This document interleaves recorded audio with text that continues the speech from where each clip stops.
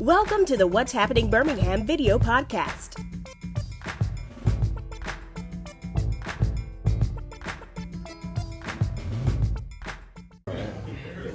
Hello everyone, this is Jarvis S. Scott from What's Happening Birmingham. Today I am at Top Golf, actually in one of the meeting rooms with your Birmingham City Council President, Wardine Alexander.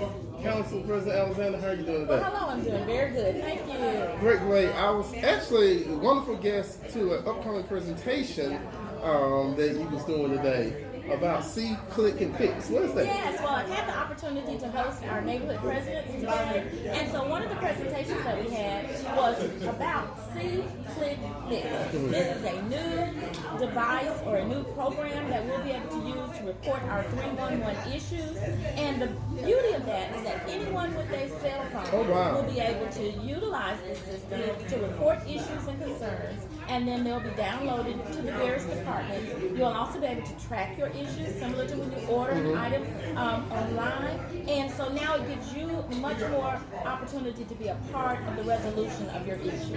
Now, will 311 still be used somewhat? Yes, actually, See, Click, Fix does download and report that information into 311. Then 311 will disseminate that issue to the appropriate department, and then they'll log that, give you a number, and then they'll begin to track. As soon as that department pulls that issue, then they'll be able to work with you to see how your issue is progressing to completion. Okay, so when you be rolling this, the sequence fix? Yes, the information that we learned is that this will be rolled out in a few weeks by the end of June, and right now they're using a prototype.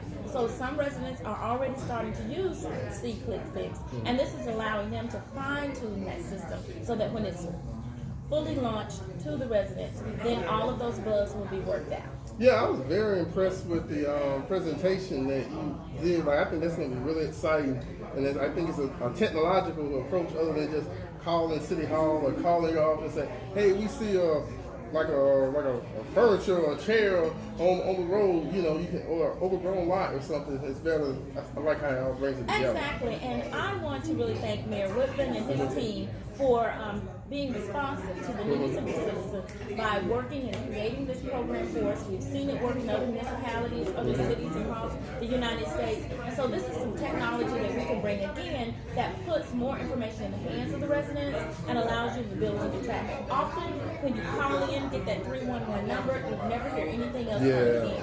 And so this again puts you in control of having more information about your issue. Okay, another reason why I wanted to bring our council president on, I want to talk about District 7, but it's money time, people. It's time of the year when you all actually do the budget. Yes. And this year, I think the budget's going to be a little bit larger. Yes, we actually, the mayor presented to us 2 weeks ago during council meeting his proposed FY23 budget. It includes $517 million that will be used to provide services to our residents. This is a budget that has an additional $76 million from our previous budget. And a lot of residents will ask, well, how did you get more money, operating money? And we got that through revenue taxes, occupation tax, sales tax. And every time you stay in a hotel room in the city of Birmingham, you also pay a certain amount of tax. And that helps to feed our revenues and generate our revenues so that we can have an operating budget. Well, that's good because, you know, coming out of the pandemic, you know, having that record year, especially for collecting business tax revenue, that means a lot of businesses did well last year. We were very surprised and we're very excited for the fact that we were able to generate this other revenue, that we can bring additional services or at least levelized services for each of our departments. So let's talk about District 7. What are some things you would like to see in the budget that concern District 7? Well, of course, community revitalization, how we road improvements, how we repair our roads, what we're putting into that particular budget.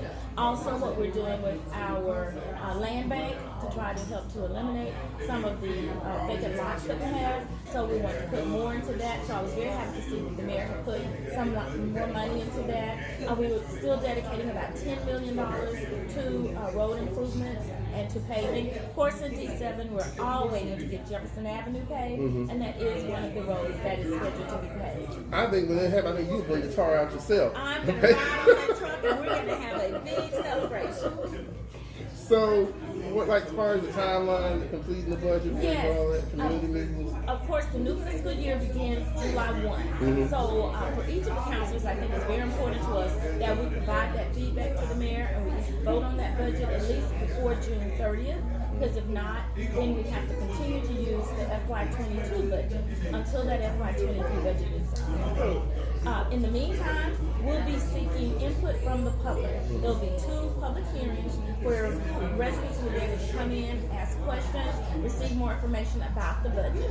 That also helps us to understand what do residents want to see out of their budget as we go and consider approval of that budget. So there's 2 budget hearings. One is on June 6th. Okay. That'll be at 5:30 in City Council chambers, and another one will be on June 16th. And we also have a budget and finance meeting where residents will be able to come down at that time and discuss anything about the budget. Okay, so we're here up in Uptown. You know, the past 2 months, and then, you know, we're heading into, I like to call it the Super Bowl of Birmingham, which is the World Games. Yes. Can you talk about the impact that USFL has had and all these other events? And tomorrow we even got Garth Brooks. That's right. Well, of course, Protective Stadium was a huge investment for the city of Birmingham. It was a collaboration between the state, the county, and the city. I'm so happy to see it come alive. It's opened up this area. There's a lot more entertainment that we'll be bringing to this area, but right now we have the Stallions, who are the home team. We've seen a lot of families come in and be able to enjoy Protective Stadium. There's entertainment as well as sports, so I'm just excited for what we're doing down here, and we'd like to be sure that everyone in the city has an opportunity to come down and take advantage of the sports and the entertainment here at Protective.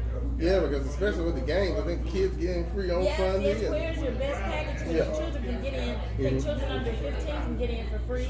And as you know, the World Games are coming in less than 30 buy your days. tickets. And so buy your tickets, and then also your children can come free at certain ages to the World Games as well. Oh, wow. So 2 quick things before we kind of wrap up. How can we stay up to date with you all doing with the council? Well, we do have a newsletter that we send out quarterly, so be sure to go to the D7 social pages and indicate your email address so you can get that information. If you just want to communicate with us, you can always call the D7 office at 205-254-2498. Okay, and the See, Click, and Fix, how they can download that real quick? And they'll be able to download that from the 311 website on the Birmingham City page. Okay. Well, thank you, Council President Alexander. Thank you for this new scenery. You know, man, this is for feature tapings.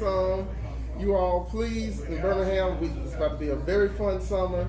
Make sure you take advantage of these once-in-a-lifetime events, especially the World Games, going to be once in a lifetime. Just like the 96, I think I was like, telling my age.